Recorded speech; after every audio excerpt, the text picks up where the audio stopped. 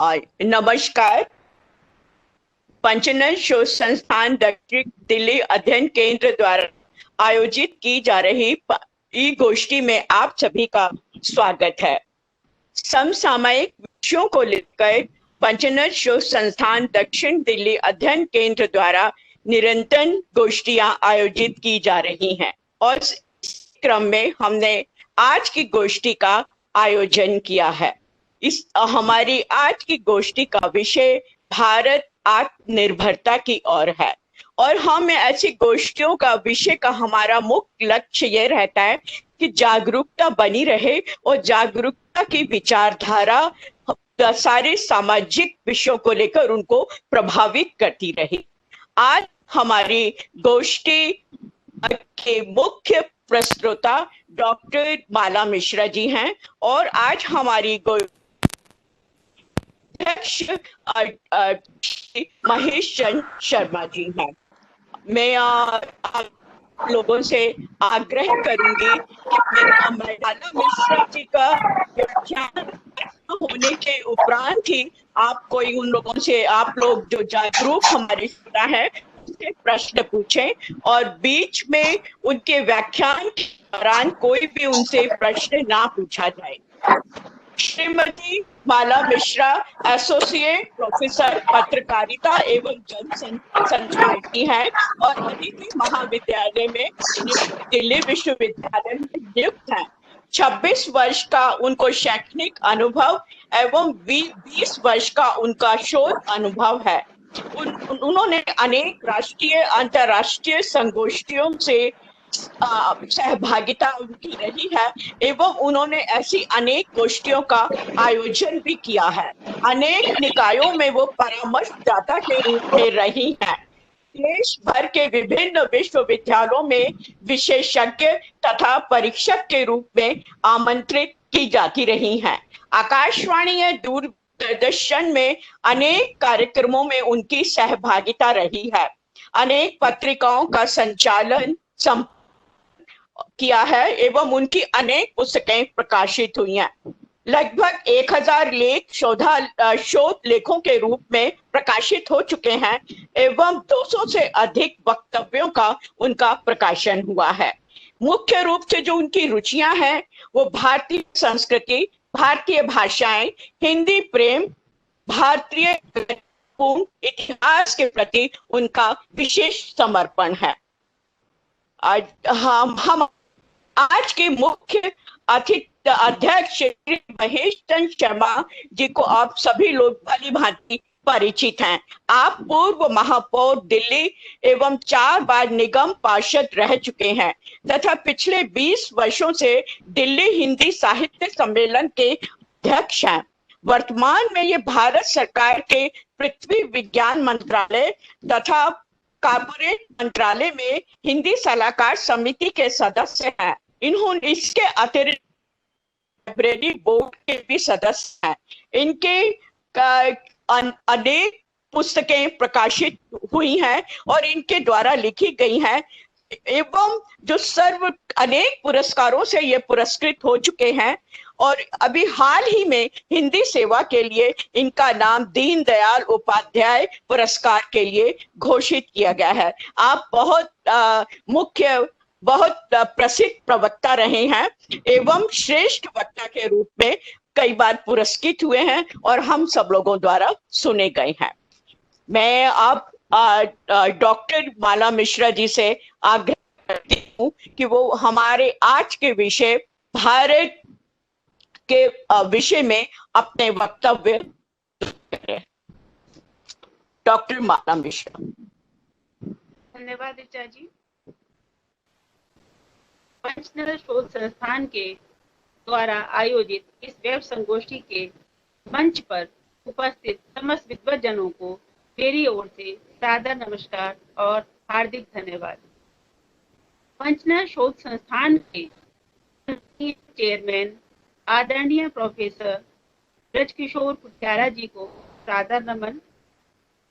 इसके अध्यक्ष आदरणीय वेद प्रकाश कुमार जी को सादर प्रणाम। इसके अतिरिक्त आज की इस संगोष्ठी के अध्यक्ष परम आदरणीय महेश कुमार शर्मा जी के चरणों में सादर निवेदन और सर को उनकी जिन उपलब्धियों के लिए पंडित दीनदयाल उपाध्याय सम्मान से सम्मानित किए जाने की घोषणा हुई है, उसके लिए हृदय तल की गहराइयों से सर का अभिनंदन करती हूँ, सर को हार्दिक बधाई देती हूँ। आज के इस संगोष्ठी का विषय है आत्मनिर्भर भारत के बढ़ते हुए कदम। आत्मनिर्भर भारत वास्तव में आदरणीय मोदी जी की एक वर्तमान सशक्त योजना का एक नाम है। वास्तव में 73 वर्षों से भारत विकास के जिन पथों पर चल रहा था, उसने बहुत कुछ जो उसे प्राप्त करना था, उस लक्ष्य को प्राप्त नहीं किया था। तब उन समस्त खामियों पर विचार करते हुए और वर्तमान को बहुत ही बारीकी से सूक्ष्मतापूर्वक चिन्हित करते हुए माननीय प्रधानमंत्री आदरणीय नरेंद्र मोदी जी ने भारत को सशक्त बनाने की दिशा में, उसको स्वावलंबी बनाने की दिशा में स्वाभिमान के जिस रूप से जोड़ना चाहा, वास्तव में उस अभियान का नाम है आत्मनिर्भर भारत। सर्वप्रथम मैं इस आत्मनिर्भर भारत के मुख्य संकल्पना को आप सबके सम्मुख व्याख्यायित करना चाहूँ कि इसका तात्पर्य क्या है। आत्मनिर्भर भारत अभियान एक दृष्टि। आत्मनिर्भर भारत का तात्पर्य है स्वयं में निर्भर अर्थात स्वावलंबी भारत, अर्थात एक ऐसा भारत जो हर प्रकार से हर क्षेत्र में स्वयं अपने आप में निर्भर हो, सुदृढ़ हो, पूर्ण हो। विकास के दृष्टिकोण से वह किसी भी क्षेत्र में किसी भी रूप में कमजोर या अशक्त कदापि ना हो, अर्थात वह पर निर्भर बिल्कुल ना हो। उसकी अपनी विशेष स्वायत्त पहचान हो, उसका हर पक्ष हर क्षेत्र की हर पहचान पूर्णतः आत्मनिर्भरता वाली हो और वह अपनी समस्त कार्यक्षमताओं, अपने आत्मविश्वास, अपनी कार्यशैली तथा अपनी विश्वसनीयता से समृद्ध एक ऐसा भारत हो जो कि समस्त स्रोतों, संसाधनों, रणनीतियों, योजनाओं, तकनीकों इत्यादि समस्त दृष्टिकोणों से स्व केंद्रित तथा स्व अवलंबी होकर सफल एवं सशक्त स्थापना करने में सक्षम हो। स्व अर्थात अपने तंत्र को सशक्त करने वाला यह अर्थ कदापि नहीं है कि वह संसार से अपना संबंध ही स्थापित न कर पाए। भारत के माननीय वित्त मंत्री ने भी यह माना कि आत्मनिर्भरता का अर्थ आत्म रूप से निर्भर होना है, लेकिन इसका यह अर्थ कदापि नहीं है कि वह समूचे विश्व से या दुनिया से अलग थलग खड़ा हो जाए। आत्मनिर्भर भारत वास्तव में आज दुनिया के समक्ष अपनी एक विशिष्ट पहचान बना चुका स्वावलंबी भारत है, जो कि वैश्विक अर्थव्यवस्था का एक बहुत ही महत्वपूर्ण अंग और अंश बन चुका है और आज उसे अपनी इस पहचान के लिए कहीं ना कहीं अपनी स्थानीयताओं का ऋणी होना चाहिए और वो पूरी तरीके से अपनी स्थानीयताओं का सम्मान करने वाला, अपने भीतर ही आत्मदीप्ति से दीप्त होने वाला भारत बनने का प्रयास कर रहा है। आज भारत को वोकल से लोकल की ओर और लोकल से वोकल की ओर बढ़ते हुए देखा जा रहा है। जैसा कि टैगलाइन का उपयोग करके मोदी जी ने मेक इन इंडिया आंदोलन के पैकेज संस्करण के रूप में भी इसे संबोधित किया है।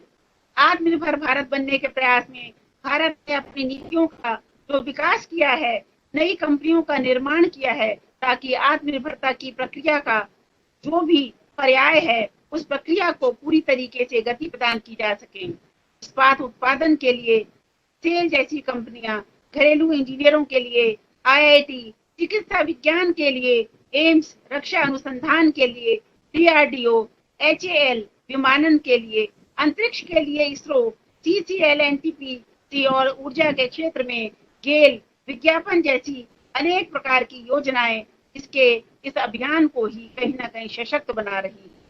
वास्तव में आत्मनिर्भर भारत का तात्पर्य स्वदेशी संकल्पनाओं, स्वदेशी तकनीक, स्वदेशी वस्तुओं, स्वदेशी मुद्रा, स्वदेशी परियोजनाओं को प्रश्रय देना है और उन्हें हर हाल में मजबूत करना है। स्वदेशी को पर्याप्त महत्व देना, स्वदेशी के प्रति विश्वास और बोध को जागृत करना, स्वदेशी को परिपूर्ण एवं सक्षम बनाना, आत्मविश्वास के गौरव से समन्वित और समेकित करना, एक समृद्ध और गौरवशाली, सशक्त और सुदृढ़ विकसित राष्ट्र के रूप में विश्व में अपने पैरों पर, अपनी शर्तों पर अग्रसरित होना, यही वास्तव में आत्मनिर्भर भारत के बढ़ते हुए कदमों की एक स्वायत्त पहचान बन चुका है। वस्तुतः कोरोना की आपदा को वास्तव में कोरोना की इस आपदा को अवसर में बदलने के लिए माननीय प्रधानमंत्री मोदी जी ने 12 मई 2020 को देश को संबोधित करते हुए एक राहत पैकेज के रूप में आत्मनिर्भर भारत अभियान की शुरुआत की थी, ताकि कोविड-19 महामारी की चुनौतियों का सामना करने में भारत पूर्णतः सशक्त एवं आत्मनिर्भर बनकर सामने अपनी महत्वपूर्ण भूमिका में आ सके, जिससे एक अत्याधुनिक एवं सबल भारत की स्वायत्त पहचान बन सके और एक सुदृढ़ भारत के रूप में वास्तव में वही पुरातन शाश्वत विश्व गुरु भारत पुनः पुनः चिन्हित किया जा सके। केंद्र सरकार के द्वारा 20 लाख करोड़ रुपए की जो घोषणा की गई, वह वास्तव में भारत की जीडीपी का लगभग 10% हिस्सा है। इसका उद्देश्य 130 करोड़ देशवासियों को सशक्त रूप से आत्मनिर्भर बनाना है, जिससे देश का प्रत्येक संकट इस घड़ी में कदम से कदम मिलाकर हर नागरिक आगे बढ़ सके और कोविड-19 को हराने में योगदान दे सके और किसी भी प्रकार से अपने आप को अक्षम या अकर्मण्य न माने। समृद्ध, सुखी, संपन्न प्रत्येक क्षेत्र में उत्तम गुणवत्ता से युक्त दक्ष भारत ही आत्मनिर्भर भारत का पर्याय बन सकता है।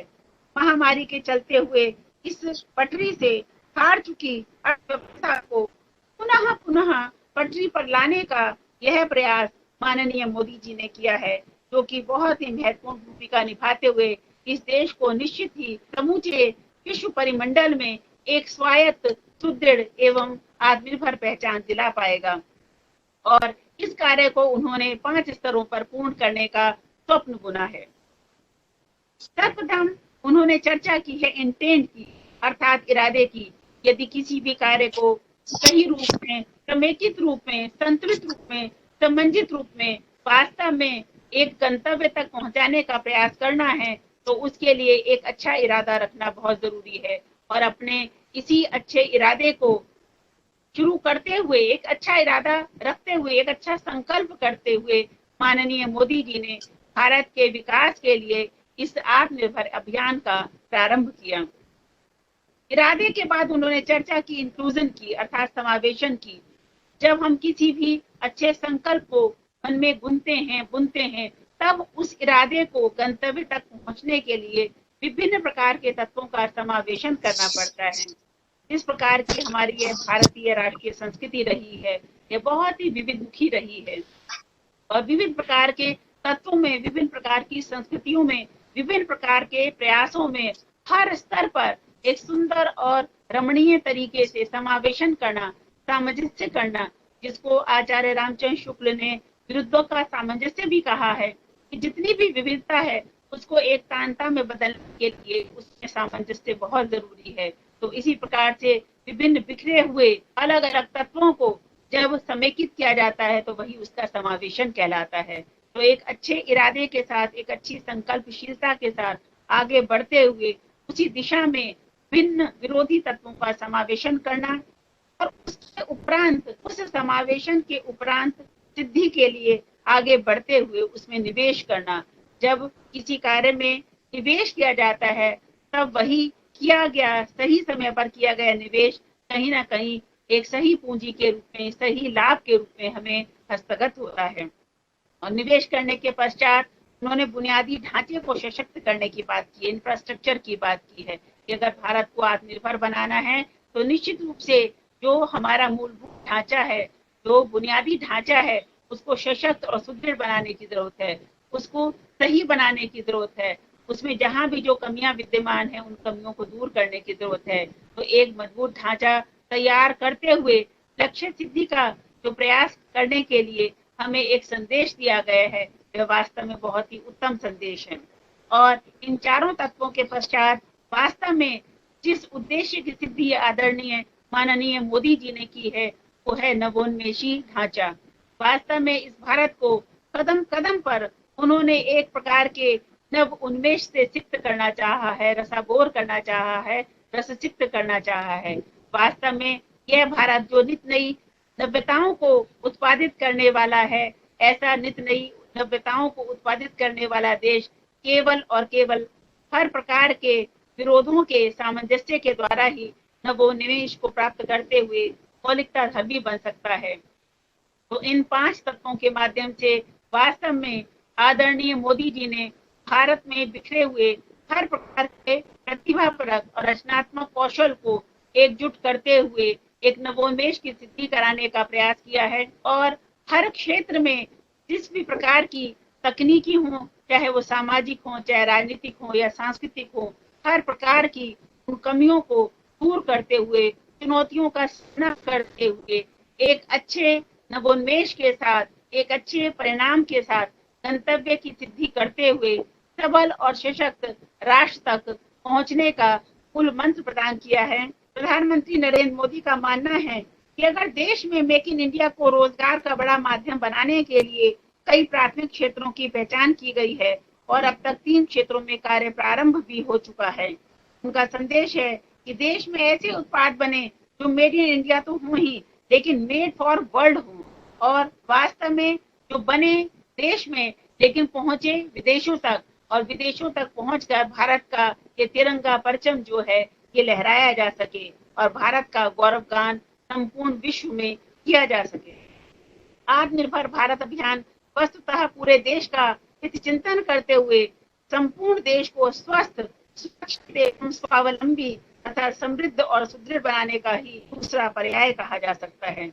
इस अभियान के माध्यम से कोरोना महामारी के कारण पूरे देश भर में हुए लॉकडाउन के कारण सूक्ष्म, लघु और कुटीर उद्योगों, श्रमिकों, मजदूरों और किसानों पर पड़ने वाले जो भी बुरे और प्रभाव थे, उन समस्त घातक दुष्परिणामों से बचाने के लिए और एक एक नागरिक को, एक एक भारतवासी को पूर्णतः लाभ पहुंचाने के लिए पीएम स्वनिधि योजना के अंतर्गत रेहड़ी पटरी वालों को भी सरकार के द्वारा 10,000 रुपए का लोन तक मुहैया कराया गया। वास्तव में एक एक भारतवासी का, एक एक नागरिक का चिंतन करने का यह सर्वाधिक सबसे बढ़िया प्रयास है, जिस प्रयास के माध्यम से हर किसी को अपने साथ लेकर चलने की, हर किसी का विकास करने की, सबका साथ सबका विकास आदरणीय माननीय मोदी जी का मूल मंत्र है। और इस आत्मनिर्भर योजना के द्वारा उन्होंने कहीं ना कहीं वास्तव में एक एक भारतवासी को विकास के इस पथ पर अग्रसरित करने का और अपनी इस विकास प्रक्रिया का अंग बनाने का प्रयास किया है।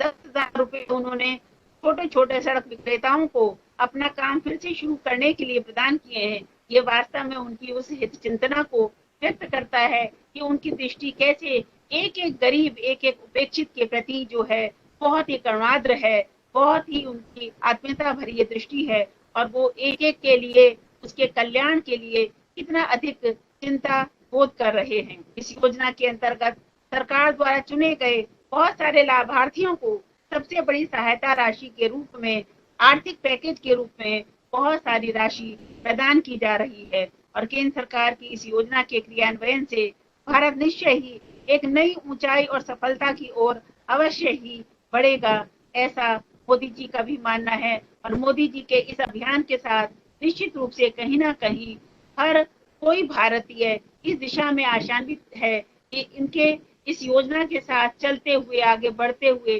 समझते हुए और इससे लाभ प्राप्त करते हुए निश्चित रूप से भारत को विकास के पथ पर अग्रसरित किया जा सकता है और एक अच्छे मुकाम को प्राप्त किया जा सकता है और विश्व में एक नई और अनूठी पहचान के साथ परचम लहराया जा सकता है। किसी भी राष्ट्र के लिए अपनी समस्त अपेक्षाओं और आवश्यकताओं की पूर्ति के लिए आत्मनिर्भर होना बहुत ही जरूरी है। किसी भी क्षेत्र में पंगु भारत या दूसरे देशों पर निर्भर भारत अपने लक्ष्यों को कदापि प्राप्त नहीं कर सकता। यह वास्तव में समय की सबसे बड़ी मांग है, किंतु स्वतंत्रता के 73 वर्षों के पश्चात भी हम अभी तक स्वतंत्र और समर्थ नहीं थे। हम वास्तव में अभी भी कहीं मूलभूत ढांचों के स्तर पर, व्यवस्था के स्तर पर कहीं न कहीं बंदी थे, बंधन युक्त थे और इन्हीं अपने ही बंधनों से कहीं ना कहीं जकड़े हुए थे और इन बंधनों से मुक्त करने का सर्वप्रथम प्रयास किया इन 73 वर्षों के पश्चात माननीय प्रधानमंत्री मोदी जी ने, जिन्होंने एक नए बुनियादी ढांचे के साथ, नई व्यवस्था के साथ, नई रणनीति के साथ, सिर्फ अर्थनीति के क्षेत्र में नहीं, अर्थव्यवस्था के क्षेत्र में नहीं, बात चाहे समाज की हो, चाहे राष्ट्र की हो, चाहे धर्म की हो, चाहे संस्कृति की, हर क्षेत्र में उन्होंने जिस निजत्व की, जिस स्वावलंबन की बात की और जिस सशक्तता के साथ उन्होंने समूचे भारत को एकजुट करते हुए भारतीय शाश्वत संस्कृति को समुन्नत करते हुए स्वावलंबी बनाने का, आत्मनिर्भर बनाने का यह उद्देश्य ठाना है, यह मुद्दा उन्होंने स्वीकार किया है। वास्तव में इस बीड़े को उठाने के लिए हर भारतवासी का साथ भी उन्होंने मांगा है और हर भारतवासी उनकी इस योजना का अभिन्न अंग बनकर निश्चित रूप से भारत को स्वावलंबी और कहीं ना कहीं आत्मनिर्भर अवश्य बना पाएगा। इस दिशा में बहुत सारे प्रयास किए गए हैं, यह वास्तव में कहीं ना कहीं स्मरणीय है और उल्लेखनीय भी। अपनी पंचवर्षीय एक योजना मोदी जी पूर्ण कर चुके हैं और दूसरी योजना का सशक्त रूप से उन्होंने प्रारंभ करने का पदचरण हो चुका है। इन कुछ योजनाओं पर मैं ध्यान आकर्षित कराना चाहूंगी कि भारत कैसे शनय शनय इस आत्मनिर्भरता के पथ पर आगे बढ़ रहा है, जिसकी घोषणा औपचारिक रूप से बेशक अब हुई है इस कोरोना काल में, लेकिन वास्तव में इस दिशा में कार्य 2014 से ही उन्होंने प्रारंभ कर दिया था। 2014 से 19 के 5 वर्षों ने भारत सरकार द्वारा अंत्योदय योजना का पर्याप्त विस्तार किया। स्वच्छ भारत अभियान के अंतर्गत जनता में उन्होंने अभूतपूर्व और अकूत जागृति पैदा कर 8 करोड़ से ऊपर शौचालयों का निर्माण कराया। एक व्यापक योजना के द्वारा जनता से बैंकों में अपने खाते खुलवाने का अभियान बड़े पैमाने पर किया, जिससे 40 करोड़ जन खाते खोले गए और करोड़ों रुपए की बचत उन खातों में जमा की गई। इससे विभिन्न प्रकार के राजकीय अनुदानों को लाभान्वित और सीधे बैंकों में जमा करा दिया जाता है और इस मद के अंतर्गत होने वाले समस्त भ्रष्टाचार पर एक तरह से पूर्णतः रोक लगा दी गई। 2014 में मोदी जी ने लोकसभा चुनाव में भाजपा को 283 और समर्थकों को मिलाकर 333 सदस्य निर्वाचित होने पर बहुमत प्राप्त किया और पुनः 2019 में उन्होंने 303 भाजपा प्रत्याशियों को और 353 लोगों का समर्थन जुटाकर पुनः विश्वास मत प्राप्त किया।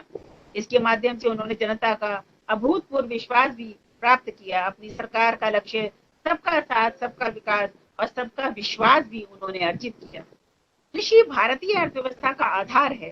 60% से अधिक जनसंख्या कृषि पर अवलंबित है। इस दृष्टि से गत वर्ष द्वितीय काल के प्रथम वर्ष में ही उन्होंने कृषि संरचना के लिए 1 लाख करोड़ रुपए निर्धारित कर अपनी प्राथमिकता दर्शाई है। मत्स्य विकास के लिए 20,000 करोड़ और मवेशियों के टीकाकरण एवं रोगों में उपचार के लिए 15,000 करोड़ रुपए आवंटित किए हैं। क्रेडिट लिंक सब्सिडी के अंतर्गत 70,000 करोड़ रुपए कृषि व्यवस्था में उपयोग हेतु बिना गारंटी ऋण के रूप में निर्धारित किए गए थे, जिससे कृषक खाद, बीज, मृदा की सही पहचान और अपनी आवश्यकताओं हेतु ऋण भी प्राप्त कर सकते थे। पूर्व के फसल विक्रय के लिए क्षेत्रों में बांटकर विक्रय क्षेत्र को सीमित कर दिया गया था, लेकिन वहीं उत्पादित फसल को देश के किसी भी भाग में बिना किसी रोक टोक, बिना किसी विक्रय के लिए पूरी तरीके से स्वतंत्र रूप से खुला कर दिया गया था। फसल के विक्रय को सुविधाजनक बनाने के लिए वातानुकूलन और अन्य प्रकार के गोदामों के निर्माण पर आग्रह पूर्वक उनका विस्तार किया गया, जिससे कृषक को फसल के तुरंत बेचने के स्थान पर उसके अच्छे मूल्य के मिलने तक प्रतीक्षा करने की एक विशिष्ट सुविधा भी उन्होंने प्रदान की। सिंचाई के सभी प्रकार के साधनों का पूर्णतः विस्तार किया गया, जिससे समय समय पर अच्छी फसल के लिए पानी भी पूर्णतः सुगम और सुलभ हो सके, संभव हो सके। शासन संभालते ही मोदी जी ने देश में अति निर्धन वर्ग को राहत पहुंचाने के लिए उन पर पूरी तरीके से ध्यान को केंद्रित किया। वर्ष के प्रारंभ में ही 1.7 करोड़ रुपए की राहत कार्यों के लिए शासन द्वारा स्वीकृति प्रदान की गई। उससे कुछ समय पश्चात ही 80 करोड़ रुपए की राशि निर्धन वर्ग के व्यक्तियों को राहत पहुंचाने के लिए खाद्य सुरक्षा के रूप में स्वीकृत की गई, जिसमें मार्च माह से उन लोगों को 25 किलो गेहूं या चावल और 5 किलो दाल निःशुल्क देने के आदेश भी दिए गए, जो नवंबर 2020 तक प्रभावी रहेंगे। गैर राशन कार्ड धारक 5 करोड़ लोगों को 10 किलो गेहूं या चावल और 2 किलो दाल का वितरण भी स्वीकृत हुआ।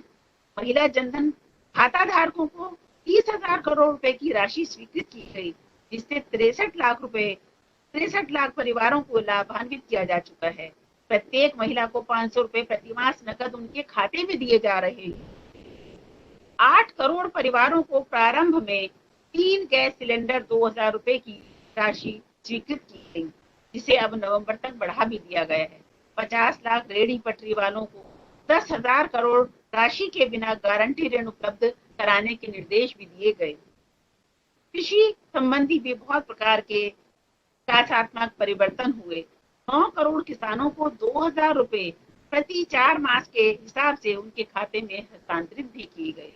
निर्माण श्रमिकों को सहयोग करने के लिए अलग से एक कोष तैयार किया गया और जिससे उनको आवश्यकता के अनुसार राशि उपलब्ध हो सके और उनकी जरूरतों का परिपालन हो सके। प्रकार अनुमानित रूप से देश के 10% परिवारों को 10,000 करोड़ रुपए वितरित किए जाएंगे।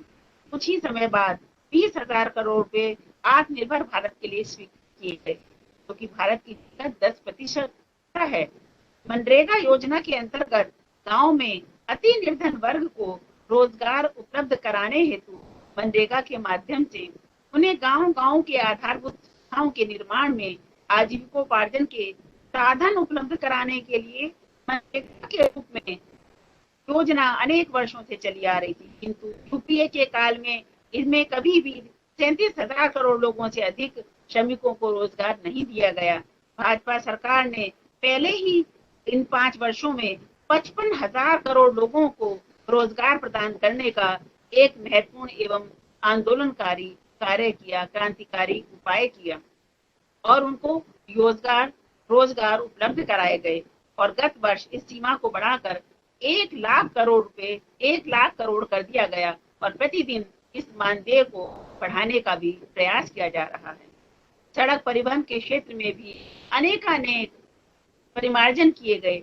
ढांचागत विकास के लिए सामाजिक, आर्थिक, राजनीतिक और सुरक्षा संबंधी गतिशीलता को बढ़ाने के लिए का विकास अत्यंत आवश्यक समझा गया, जिससे समय, ईंधन और वस्तुओं को एक स्थान से दूसरे स्थान तक ले जाने की सुविधा मिलती है।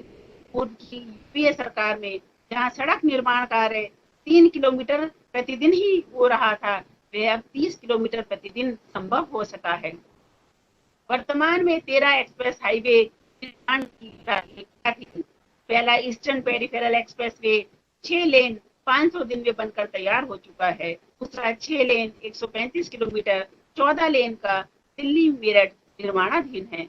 दिल्ली से मुंबई 1320 किलोमीटर लंबा मार्ग भी निर्माणाधीन है, जिस मार्ग पर बिजली की बस और ट्रक आदि से यातायात की सुविधा होगी।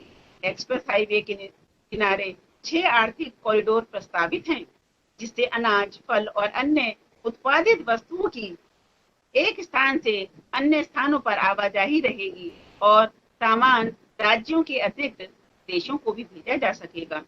पूर्व में यूपीए काल में स्वीकृतियों का कार्य टलता ही रहा, लेकिन प्रस्ताव अटके रहते थे।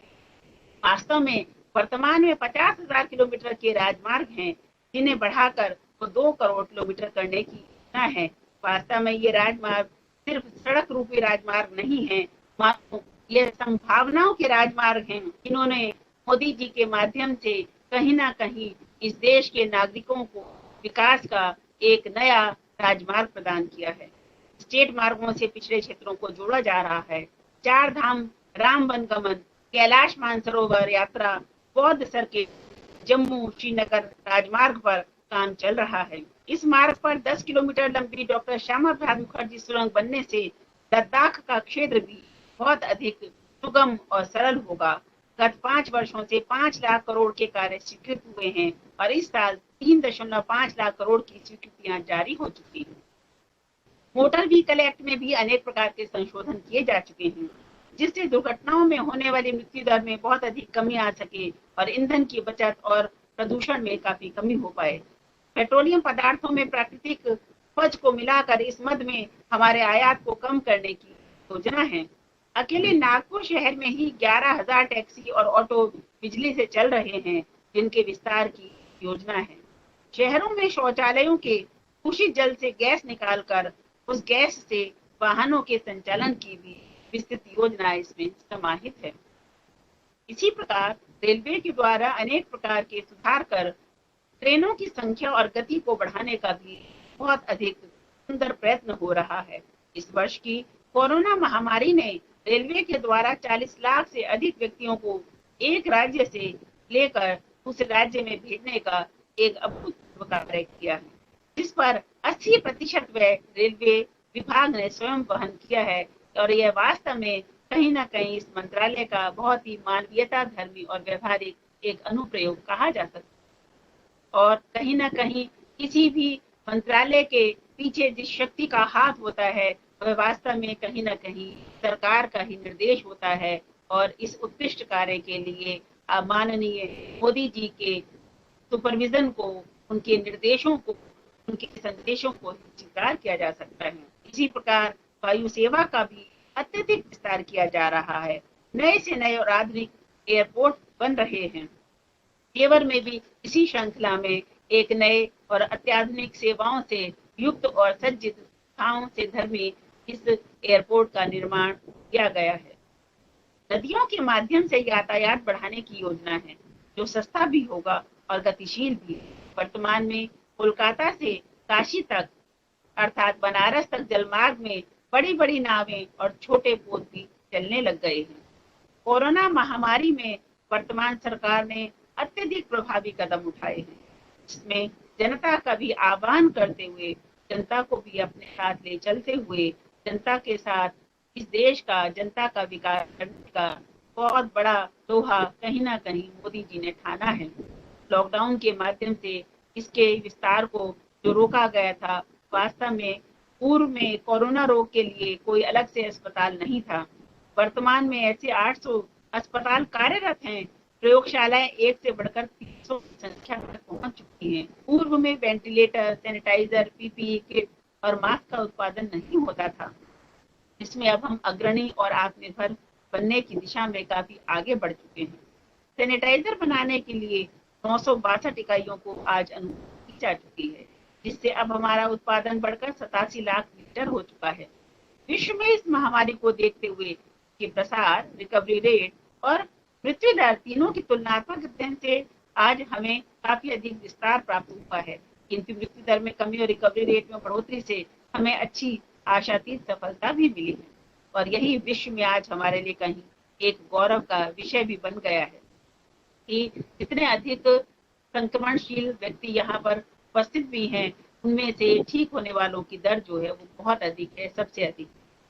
देश की सीमाओं की सुरक्षा के लिए रक्षा क्षेत्र में भी शासन ने विस्तृत नीति बनाकर योजनाओं को क्रियान्वित भी किया है। सर्वप्रथम लंबे समय से चली आ रही सैन्य सुरक्षा, सैनिकों की एक रैंक एक पेंशन को स्वीकृति देने से उनमें एक अभूतपूर्व विश्वास पैदा किया गया है। सुरक्षा की दृष्टि से आयुध और हथियार बनाने वाली अनेक इकाइयों का विस्तार किया गया है और नई नई इकाइयों की स्थापना भी की जा रही है, जिससे सेना के लिए अत्याधुनिक प्रकार की सुलभ सामग्रियां उपलब्ध हो सके। हमारे यहाँ अनेक प्रकार के लड़ाकू विमानों के समझौते विभिन्न देशों से लाकर अत्याधुनिक लड़ाकू विमानों की संख्या बढ़ाई जा रही है, जिसमें अभी हाल फिलहाल में ही राफेल की उपस्थिति एक बहुत बड़ा सशक्त कदम है, जिससे हमारी मारक क्षमता बढ़ी है और शत्रु से लोहा लेने की हमारी क्षमताओं में अपरिमित विस्तार हुआ है। भारत की चीन और पाकिस्तान से लगती सीमाओं के निकट बॉर्डर फोर्स ऑर्गेनाइजेशन के माध्यम से द्रुत गति से अच्छी सड़कों का, पुलों का निर्माण किया जा रहा है और इसके माध्यम से भारत को सामरिक दृष्टि से भी सशक्त और समर्थ बनाने का बहुत ही सार्थक और सुंदर प्रयास किया जा रहा है। इससे रक्षा की दृष्टि से काम में आने वाले विभिन्न उपकरणों को शीघ्र से शीघ्र फ्रंट एरिया तक पहुंचाया जा सके और सामरिक युद्ध के स्तर पर जिस प्रकार की तैयारियां आज मोदी जी के आदरणीय मोदी जी के नेतृत्व में की जा रही हैं, वे वास्तव में बहुत ही स्तुत्य और स्मरणीय प्रयास है, क्योंकि इसके द्वारा कहीं न कहीं विश्व में आज शक्ति की दृष्टि से भी भारत बहुत ऊंचे पद पर सुशोभित होता जा रहा है, बहुत ही सशक्त भूमिका के साथ अग्रणी भूमिका निभाने की स्थिति में आ चुका है। अंतरिक्ष के क्षेत्र में भारत ने विश्व में अपना कीर्तिमान स्थापित किया है। विभिन्न प्रकार के उपग्रह चलाकर हम अंतरिक्ष के अनुसंधान, जलवायु के अनुमान और प्राकृतिक आपदाओं के आघात इत्यादि का सामना करने में अब पहले की तुलना में काफी अधिक सफल हो चुके हैं। इसी कारण गत वर्ष आई बंगाल और उड़ीसा में फैनी और अम्फान नामक आपदाओं में भी हमने तुलनात्मक रूप से जनधन की हानि को काफी बचाने का प्रयास किया है और बहुत ही महत्वपूर्ण सफलता को प्राप्त किया। इस प्रकार भारत सभी क्षेत्रों में आत्मनिर्भरता की कदम बढ़ा रहा है। इन समस्त योजनाओं के आधार पर भारत आत्मनिर्भरता की ओर बहुत तेज गति से बढ़ता जा रहा है और ये हमारा पूर्ण विश्वास है कि भारत बहुत ही शीघ्र इस उद्देश्य में सफल होगा और अपनी स्थानीय इकाइयों के द्वारा अपनी बुनियादी व्यवस्थाओं को, बुनियादी ढांचों को सशक्त करते हुए वह वास्तव में पहले की भांति सदियों पुराने अपने उस आर्यवर्त के स्वप्न को साकार कर पाएगा, जिसमें वह बहुत ही सशक्त था और समूचे विश्व में उसके गुरुत्व का डंका बजता था, उसका परचम लहराया करता था और उसे विश्व गुरु की संज्ञा से अभिहित किया गया था।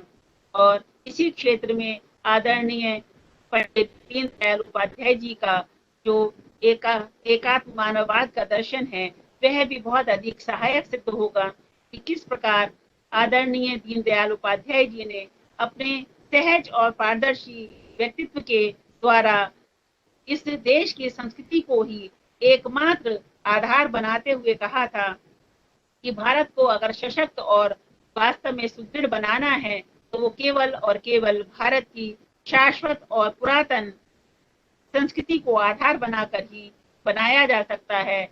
और के द्वारा राष्ट्रीय सांस्कृतिक जिस राष्ट्रवाद की बात की गई थी, वह वास्तव में एकात्म मानववाद के लक्ष्य पर ही आधारित था।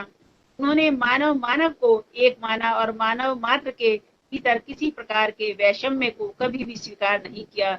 तो जिस सरलता और सहजता के बोध के साथ आदरणीय पंडित दीनदयाल उपाध्याय जी ने भारतीय संस्कृति के गौरवगान के माध्यम से, उसके स्वीकरण के माध्यम से, उसके सरलीकरण के माध्यम से, उसके क्रियान्वयन के माध्यम से, उसके आत्मबोध के माध्यम से जिस प्रकार हर भारतवासी के अंदर भारत बोध को जगाना चाहा और उस भारत बोध के माध्यम से संपूर्ण राष्ट्र को एकजुट करना चाहा और उस एकजुटता के माध्यम से जिस प्रकार एक समृद्ध और एक सशक्त भारत की नींव की प्रस्तावना करनी चाहिए, वह वास्तव में माननीय मोदी जी का भी एक स्तुत्य प्रयास है। वह भी उसी मार्ग पर आगे बढ़ रहे हैं और संपूर्ण राष्ट्र को हर प्रकार की वैविध्य को समेटे हुए, विविधताओं को सहेजे हुए और उसकी चुनौतियों का सामना करते हुए उसको भारतीय संस्कृति के उस विकास मार्ग पर बढ़ते हुए ही अपने आत्मनिर्भरता के गंतव्य को सिद्ध करने की अभिप्सा रखते हैं। और वास्तव में यह पंडित दीनदयाल उपाध्याय के अंत्योदय का सिद्धांत ही है, जिसमें उनकी दृष्टि सदैव अंतिम जन पर रही और उस अंतिम जन के कल्याण के माध्यम से ही उन्होंने हमेशा हर दलित, हर उपेक्षित और हर वंचित को इस राष्ट्र का सर्वोपरि पुरोधा माना और यह माना कि जब तक उसका विकास नहीं होगा तब तक इस राष्ट्र का विकास संभव नहीं है। और यह वास्तव में कहीं न कहीं समानांतर रूप से गांधी के उस सर्वोदयी विचारधारा का ही शक है, जिसमें उन्होंने हर व्यक्ति का विकास चाहा और उन्होंने कहा कि हर व्यक्ति का विकास होगा, सबका उदय होगा, तभी भारत समुन्नत होगा। और इसके अतिरिक्त उन्होंने अंबेडकर के उस स्वप्न को भी साकार करने की दिशा में अनेक प्रकार के कार्य किए हैं, जिसमें मानव के बीच जिस भी प्रकार का कोई विभेद है, उस विभेद को दूर करते हुए सबके भीतर विद्यमान एकमात्र उस समान धर्मी आत्मा के स्वीकरण को ही उन्होंने सर्वोपरि माना, जिसके माध्यम से यह भारतवर्ष वास्तव में कण कण में व्याप्ता है और कण कण में जीता है। और इसी वास्तव में कण कण में व्याप्त इस जीवनदायिनी तत्व को ही इस आत्मनिर्भर भारत का अंश बनाना है, इसका आधार बनाना है, इसका गंतव्य बनाना है। और के अलावा मैं चर्चा करना चाहूंगी कि जिस प्रकार डॉक्टर श्यामा प्रसाद मुखर्जी ने पंडित दीनदयाल उपाध्याय जी के उन गुणों को समझते हुए और उन गुणों के महत्व के आधार पर उनको बहुत सारे राष्ट्रीय दायित्वों से समन्वित किया और पंडित दीनदयाल उपाध्याय जी ने उनके उस हार का सम्मान किया, उनके उन दायित्वों को उन्होंने बहुत ही ईमानदारी से निभाया। इसी प्रकार हम बहुत सारे भारतीय एकजुट होकर अपने इस शाश्वत और इस भारतीय परंपरा से अच्छे तत्वों का ग्रहण करते हुए संपूर्ण राष्ट्र के विकास के लिए सन्नद्ध हूँ और माननीय मोदी जी की योजना का स्वागत करते हुए जहाँ जहाँ उन्हें अपेक्षा हो उनके सहगामी बनकर के मार्ग के कंटकों को रास्ते रास्ते से हटाते हुए हमें अपने इस भारत को सशक्त बनाने का प्रयास करना है। हर वस्तु, हर उत्पादन अपने देश में करने से ही सिर्फ कुछ नहीं हो जाएगा। पूरे गौरव के साथ आज उत्पादन के क्षेत्र में अपना दबदबा स्थापित करते हुए, लेकिन उन चीजों का प्रसार समूचे विश्व में करना और एक अनंतिम पहचान बनाना भी आज बहुत जरूरी है। और मेरा विशेष रूप से व्यक्तिगत रूप से ये मानना है कि मात्र आर्थिक क्षेत्र में आर्थिक दृष्टिकोण से ही आत्मनिर्भर बनने से कुछ नहीं होता है। यह आत्मनिर्भरता का एकमात्र संदर्भ नहीं है, इसके अलावा अन्य पक्ष भी हैं। हमें पूर्णतः सामाजिक रूप से हर प्रकार से अपने आप को सशक्त बनाना है, अपने आप को स्वावलंबी बनाना है और स्वावलंबन के, आत्मगौरव के, सशक्तता के, सुदृढ़ता के इस पथ पर आगे बढ़ते हुए हर छोटी मोटी बाधाओं का निराकरण करते हुए मानव मात्र के कल्याण के उद्देश्य को लेते हुए हर भारतीय को समरसता की दृष्टि से देख भारत को समुन्नत बनाना है, जिसमें हमेशा वेद वाक्य के रूप में कहा गया तमसो माँ ज्योतिर्गमय, माँ ज्योतिर्गमय, अस्तो माँ सदगमय, मृत्योर्मा अमृतम गमय। और सर्वे सुखिना सर्वे सन्तु निरामया सर्वे भद्राणि पश्यन्तु माँ कश्चित् दुःखाग् भवेत्, कि कोई भी जो है दुख का भागीदार ना बने। ऐसी वैश्विक मंगल की कामना से हमारा भारतवर्ष प्राचीन काल से ही, सनातन काल से ही आगे बढ़ता रहा है। सदैव सदैव से वसुदैव कुटुंबकम का जय उद्घोष करता रहा है। उसने समूचे विश्व को ही अपना एक कुटुंब माना है और यह एक मंडी के रूप में कि समूचा विश्व एक परिवार की तरह एक दूसरे के निकट खड़ा है और उसका एकमात्र आधार और बंधन है रिश्तों का बंधन, संबंधीयता का आधार। और स्वस्थ और सकारात्मक इन संबंधों के आधार पर ही आज भी भारतवर्ष समूचे विश्व में एक अन्यतम पहचान के साथ, एक आत्मीयता धर्मी पहचान के साथ खड़ा हुआ है। और कोरोना के इस काल में भी अगर समूचे विश्व ने कहीं आशा भरी निगाहों से देखा है तो इस भारत की ओर ही टकटकी लगाकर देखा है और अपने ऊपर किए गए इस विश्वास की सदैव रक्षक बनते हुए हमारे इस भारतवर्ष ने मोदी जी के नेतृत्व में समूचे विश्वास को कहीं ना कहीं संचित करने का प्रयास किया है।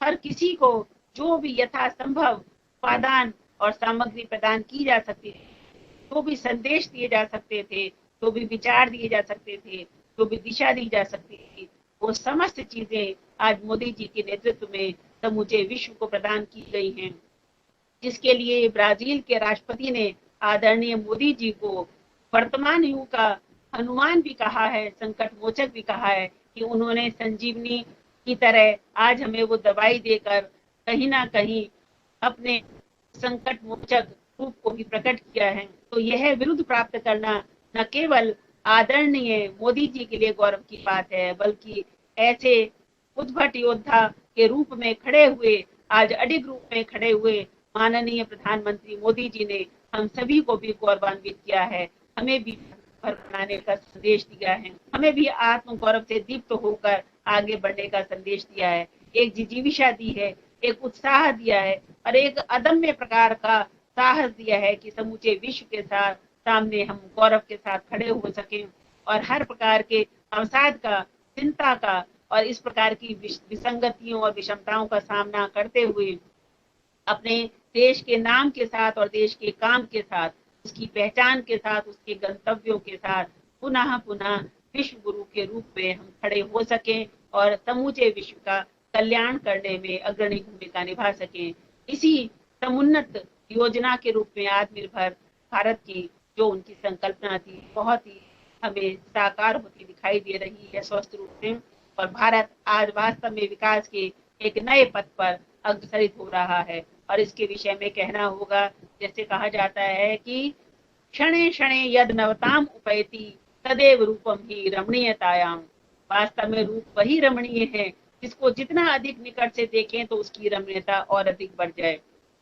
जितना अधिक हम आदरणीय माननीय प्रधानमंत्री मोदी जी की नीतियों का, उनके संदेशों का, उनके विचारों का, योजनाओं का जितना बारीकी से अवगाहन कर रहे हैं, जितना बारीकी से उसको पढ़ रहे हैं और देख रहे हैं, उतना अधिक हमें ज्ञात हो रहा है कि वास्तव में यह हमारे प्राचीन काल के जितने भी मनीषी हैं, चिंतक हैं, उनके द्वारा जो भी अर्जित संदेश हैं और ज्ञान है, उसी का वास्तव में अपने आप में अब करते हुए माननीय मोदी जी ने वर्तमान समय में चलाका पुरुष के रूप में इस योजना के माध्यम से और अन्य अनेक संदर्भित योजनाओं के माध्यम से अपने इस भारतवर्ष को प्राचीन गौरव के मार्ग से तीर्थ करते हुए अभी हाल ही फिलहाल में एक नए रूप में मानव संसाधन विकास मंत्रालय को उन्होंने नया नामकरण देते हुए शिक्षा के रूप में भी जिस प्रकार नई नई रचना धर्मिताओं से युक्त किया है और इसी प्रकार की आगामी योजनाओं के माध्यम से भारत को और अधिक समुन्नत बनाने का प्रयास कर रहे हैं, वो वास्तव में स्तुत्य है। और हम सभी को इसमें आगे मिलजुल कर इस श्रेष्ठ राष्ट्र की रचना में, आत्मनिर्भर राष्ट्र की रचना में और एक समुन्नत स्वावलंबी राष्ट्र की, सशक्त राष्ट्र की रचना में अपना योगदान देना होगा। और निश्चित रूप से जिस राम राज्य की कल्पना हजारों लाखों वर्षों से की जा रही थी, वास्तव में उस राम राज्य की परिकल्पना के साकार होने के दिन बहुत ही निकट आ चुके हैं। और इस देश की कण कण में व्याप्त जो राम है, आज उन राम की हर प्रकार से सिद्धि और उन राम के मूल्यों की स्थापना का समय भी बहुत ही निकट है। और इस रूप में भी आज हम देख रहे हैं कि यह आदर्श राम राज्य वास्तव में संतुलन और विकास का, समरसता का एक नया प्रवाह सिद्ध होगा। इसी के साथ मैं आप सभी को हार्दिक धन्यवाद ज्ञापित करती हूँ। जय भारत, जय भारती, वंदे मातरम।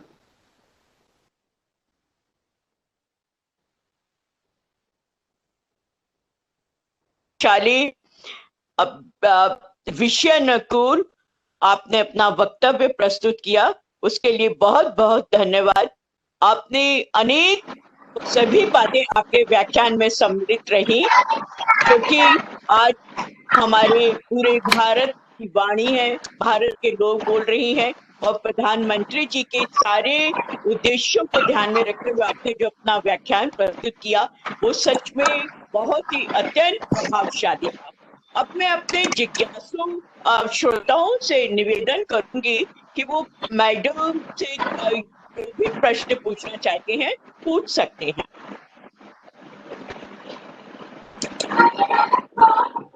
सवाल कोई नहीं है, सभी साथी बहुत ही ज्यादा मैडम की जो सिंप्लीफाई किया मैडम सभी ने, डॉक्टर प्रविंदर जी भी यही लिखे हैं, कोई सवाल नहीं है। तब भी अगर किसी को लिखना ना आता हो और वो पूछना चाहता हो तो कृपया पूछ भी सकता है वो। ऋचा जी कोई प्रश्न नहीं है, कृपया आप कार्यक्रम को आगे बढ़ाएं। धन्यवाद। कृपया साथी ध्यान दें, अपने माइक बंद कर दीजिए, कुछ डिस्टरबेंस आ रही है। जी जी। हाँ ऋचा जी।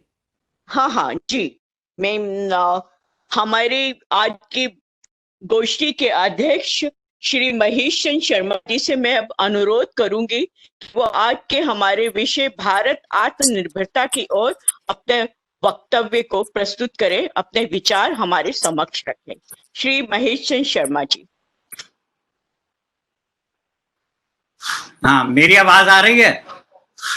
जी आ रही है। जी।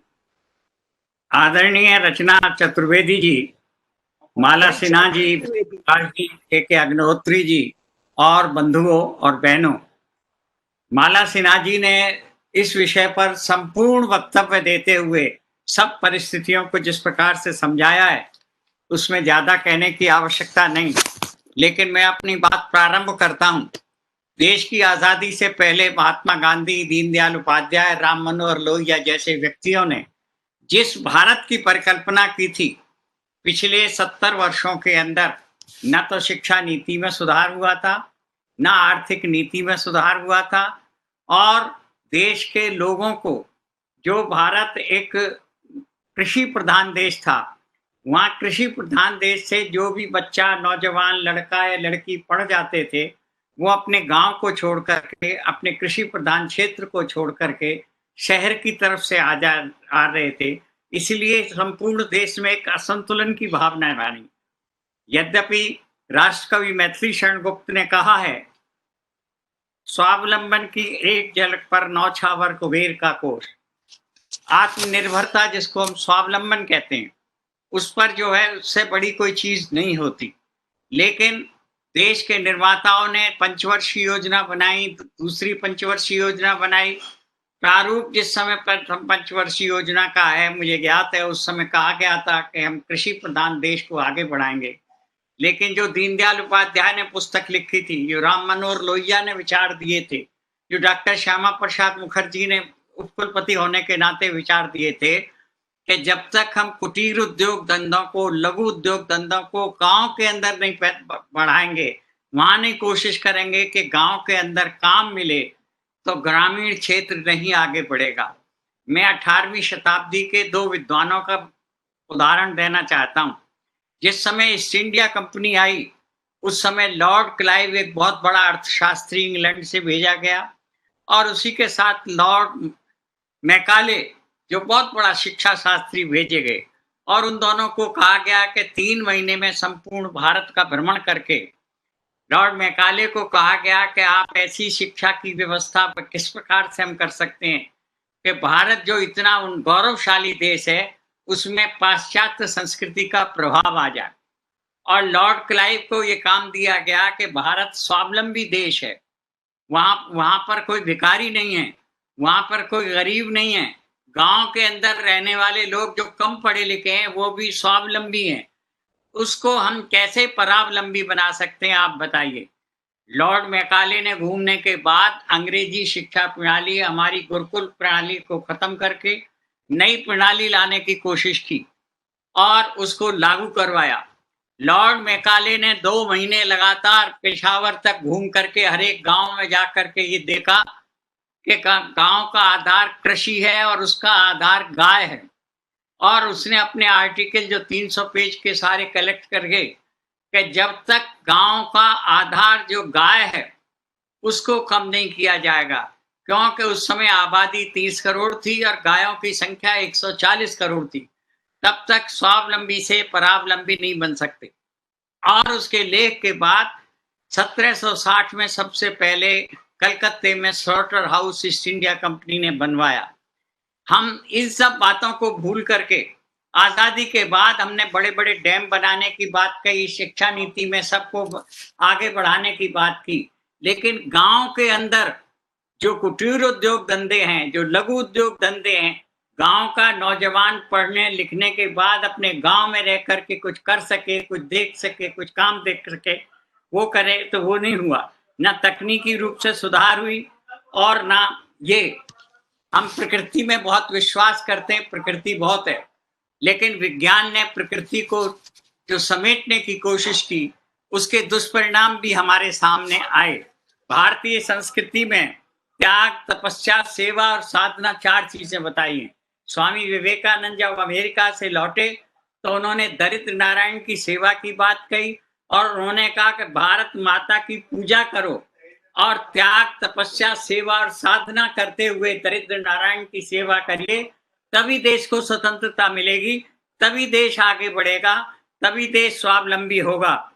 हमने केवल साक्षरता को, पढ़ने लिखने को हमने शिक्षित व्यक्ति मान लिया, लेकिन शिक्षित वो है जो ज्ञानवान हो, जो अपने नहीं समाज की भलाई के लिए सोचता हो। परोपकाराय पुण्याय पापाय परपीड़नाय, जो दूसरे की भलाई सोचता है वही परोपकार सच्चे अर्थों में करता है, और सच्चे अर्थों में करने के बाद ही वो ज्ञानवान होता है। माला जी ने सारी जो मोदी जी ने पिछले दिनों में कार्रवाई की है, उनका वर्णन बहुत अच्छे ढंग से किया है, क्योंकि राजीव गांधी जी ने एक बार भाषण करते हुए कहा था कि हम से केंद्र सरकार 1 रुपया गांव के किसी किसान को भेजती है तो वहां 15 पैसे मिलता है। बीच में जो दलाल थे, जो बिचौलिए थे, सबसे पहले उनको खत्म करने के लिए जो जनधन अकाउंट खोले, करोड़ों अकाउंट खोले, गांव में स्वच्छता का आधार लेकर के जो शौचालयों का निर्माण किया, 7 लाख गांव में से 5 लाख गांव को सड़क से मिला दिया, हर एक गांव में विद्यालय की स्थापना की। ये आत्मनिर्भर बनने की बात है। जब हमारे पास आने जाने के साधन होंगे, स्वच्छता होगी, विचारों की संकीर्णता खत्म हो जाएगी, तभी हम आगे बढ़ सकते हैं। विज्ञान का सुंदर और संगारक रूप भी है। जब विज्ञान प्रगति करती है, भूचाल आ रहे हैं, आज किस तरह से भूकंप आ रहे हैं, पहले इतने क्यों नहीं आते थे, क्या हो गया, इन सब समस्याओं की तरफ आज आवश्यकता है इस बात की कि हम पिछले 73 वर्षों में जो नहीं कर पाए, सन 14 के बाद नरेंद्र मोदी जी ने देश में आकर के जिस प्रकार के कार्यक्रम लिए हैं, जिस प्रकार से गरीब हैं, और कोरोना बीमारी के बाद जब बहुत से देश समाप्त होते जा रहे हैं, ये है, वहां उन्होंने आत्मनिर्भर बनाने के लिए जिस प्रकार की योजनाओं को आगे बढ़ाने का कोशिश की है, उसके लिए मैं उनको साधुवाद देना चाहता हूं। कैसी योजनाएं, लाखों लोग बम्बई से उत्तर प्रदेश और बिहार में आ रहे थे, मध्य प्रदेश से वहां जा रहे थे, बंगाल में जा रहे थे। ऐसी कठिन परिस्थितियों में भी उनकी समस्याओं का समाधान करना, और केवल समाधान नहीं, 30 नवंबर तक उनके खाने पीने रहने की व्यवस्था। उत्तर प्रदेश सरकार ने तो आत्मनिर्भर बनने के लिए और भी बढ़िया बात की है। उन गांवों के अंदर छोटे स्थानों पर क्या काम किया जा सकता है। आज पीपीई किट हिंदुस्तान में बन रही है, बाहर से नहीं आ रही, हम बाहर भेजने को तैयार हैं। आप मास्क हम यहीं बना रहे हैं, पहले कुछ नहीं थे, पहले 1 लैब थी, आज 1300 लैब हैं और दिन प्रतिदिन बढ़ते जा रहे हैं। हम कल्पना नहीं कर सकते थे कि हिंदुस्तान में जो है किस प्रकार के वेंटिलेटर भी तैयार हो सकते हैं, और आज वो भी हो रहे हैं। ये आत्मनिर्भरता की ओर हम जो बढ़ रहे हैं, इसके पीछे उद्देश्य है कि नरेंद्र मोदी जी ने, जो दीनदयाल उपाध्याय जी ने अंत्योदय का सिद्धांत दिया था, ग्रामीण विकास की बात कही थी, समाज के उत्थान की बात कही थी, उन सब सिद्धांतों को लेकर के उन्होंने अंतिम छोर पर बैठे हुए व्यक्ति को आगे बढ़ाने के लिए प्रयत्न किया, और उस प्रयत्न का फल ये हम सामने दिखाई देता रहता है। 1962 की लड़ाई में जब 20 अक्टूबर को चीन ने हमला किया था, हमारे सैनिकों पर बुलेट प्रूफ जैकेट नहीं थे, पैरों में चमड़े के जूते नहीं थे। आज क्या है कि हमारी जो 4000 किलोमीटर की सीमा है, उस सीमा के पैरेलल सड़क बन गई हैं, 4 सुरंगें बन गई हैं। उन सड़कों का निर्माण, चीन क्यों परेशान हुआ? चीन ने क्यों भारत पर आक्रमण करने की कोशिश की अपनी सेना को?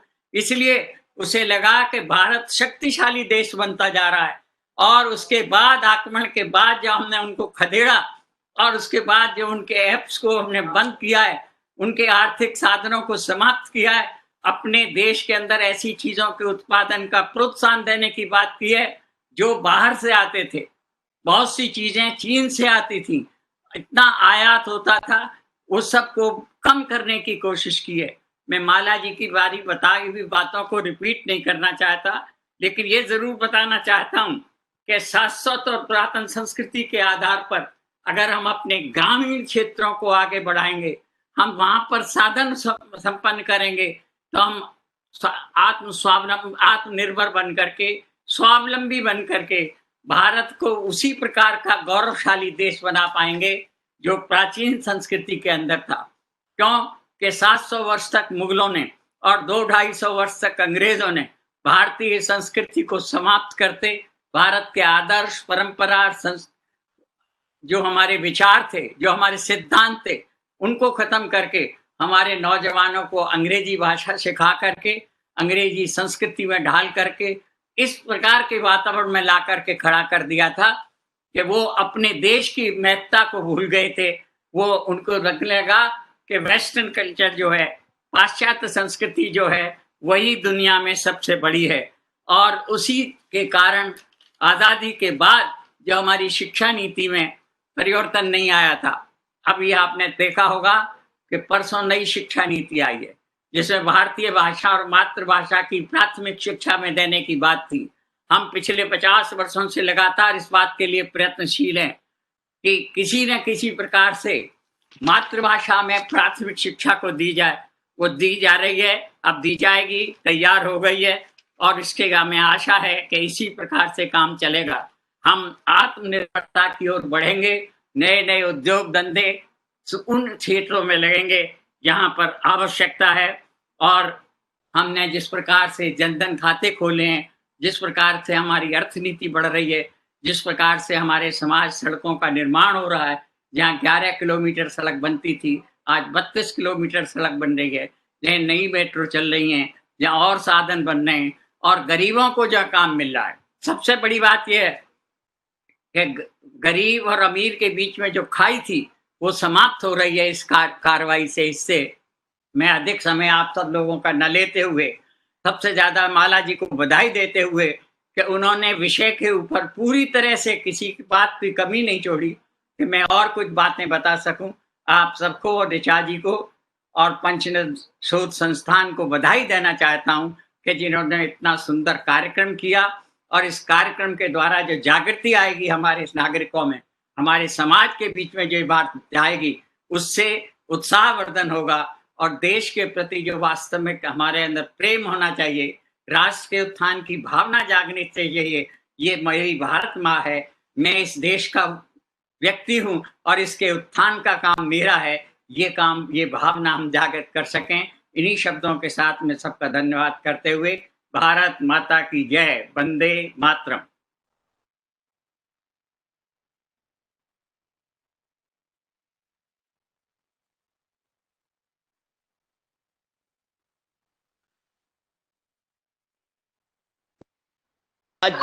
आपने बहुत प्रभावशाली और सशक्त ढंग से हमारे समक्ष माला जी की बातों को साकार करते हुए, उनका सम्मान करते हुए आपने जो बात कही वो निश्चित रूप से पूरे हम नहीं, पूरे भारतवर्ष के युवा वर्ग के लिए एक जागृति की भावना है। मैं बाबू ओपन है।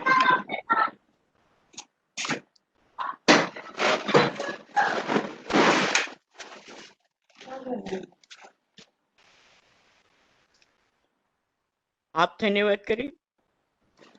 करिए। हाँ, धन्यवाद करिए। आप कुछ प्रश्न कोई पूछना चाहते हैं तो हैं कोई? हमारे वक्ता से, प्रस्तोता जी से पूछना चाहिए या हमारे अध्यक्ष जी से पूछना चाहे? मैं ऐसे बहुत अच्छा वक्ता और इस तरह के जो हमारे बीच में अध्यक्ष जी, वो हमारे को दोबारा हमारे समक्ष नहीं आ पाएंगे। यदि ऋचा जी, मैं एक बस निवेदन करना चाहता था। बोलिए। मैं अपने माननीय हमारे अध्यक्ष जी आज महेश चंद्र शर्मा जी को बचपन से मैं सुनता आ रहा हूँ, बड़ी बाती परिचित हूँ, और वाकई में हमारे दिल्ली में तो हमारे आदर्श रहे हैं आप शिक्षा, संस्कृति, उत्थान न्यास के साथ भी जुड़े हुए हैं, काफी संगठनों के साथ जुड़े हुए हैं। बस एक निवेदन करना चाहूंगा आपसे महेश जी से। महेश जी, हम अभी भी मैकॉले और क्लाइव के आगे लॉर्ड शब्द का इस्तेमाल करना बिल्कुल बंद कर दें।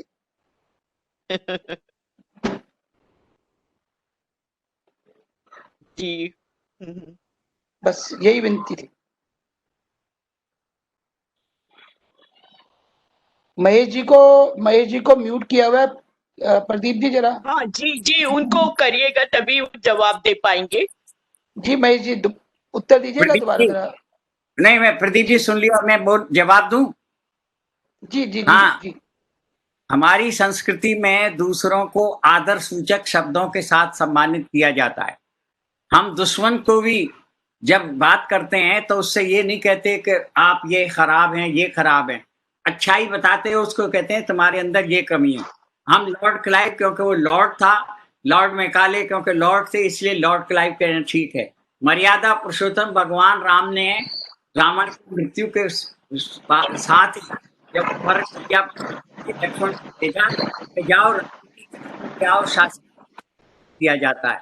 हमारा आदर्श ये है कि हम दूसरों के गुणों को देखें, दूसरों के अवगुणों को नहीं देखें। लॉर्ड क्लाइव ने अगर ये ना बताया होता कि भारत कैसे परावलंबी बनता, तो भारत को कोई परावलंबी नहीं बना सकता था। लॉर्ड मैकाले अगर हमारी शिक्षा को न बदलते, तो आज हमारे देश के अंदर 73 वर्षों से जो अब हम इधर जा रहे हैं कि मातृभाषा की तरफ बढ़ो, भारतीय भाषाओं के उत्थान की तरफ करो, बच्चों में प्रतिभा तब जगेगी जब वो मातृभाषा में मनन और अध्ययन करेगा। जी मैं फिर कभी बात करता हूँ इस विषय में आपसे। ठीक है, मैं हर वक्त तैयार हूँ, आप चाहे जब।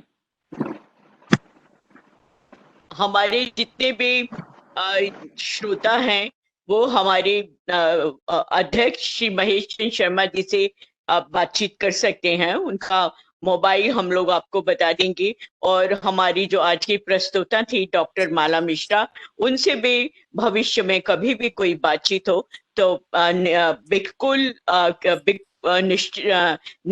बिल्कुल संकोच रहित वो लोग उनसे बातचीत कर सकते हैं। हमारे बीच में अब मैं इसके लिए बात कहना चाहती हूँ कि महेश चंद्र शर्मा जी जैसे व्यक्तित्व बहुत कम हमारे समक्ष आ पाते हैं। इतने व्यस्त रहते हैं सर कि बहुत कम बातचीत हो पाती है। आज हमारे पास उनसे बातचीत करने का पूरा मौका है, सुअवसर है।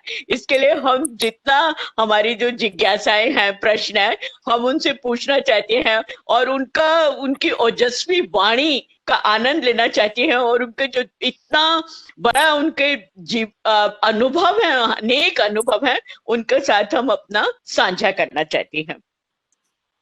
जी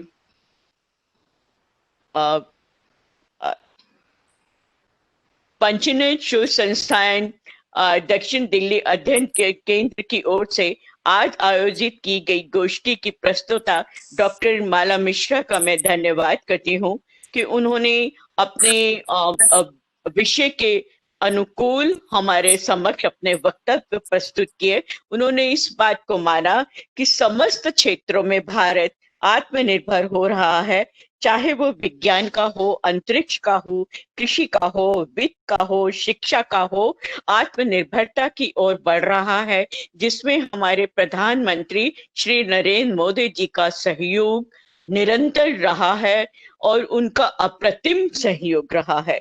इसके अतिरिक्त उन्होंने इस बात पर भी हमारी प्रस्तुता जी ने जोर दिया कि हम अपने स्वदेशी सामग्री का, स्वदेशी वस्तुओं का और स्वदेशी का सेवन करें तो निश्चित रूप से हम स्वावलंबन बनेंगे। और उन्होंने हमको समस्त नीतियों और योजनाओं से अवगत कराते हुए बहुत ही प्रभावशाली अपने प्रासंगिक वक्तव्य हमें दिया, जो मैं इसके लिए उनकी बहुत तहे दिल से उनका धन्यवाद करती हूँ। हमारी आज गोष्ठी के अध्यक्ष श्री महेश शर्मा जी का मैं अनेक रूप से, अनेक प्रकार से धन्यवाद करती हूँ कि उन्होंने अपनी अत्यंत व्यस्तता के उपरांत भी हमारी गोष्ठी में उपस्थित रहने का हमें अवसर प्रदान किया।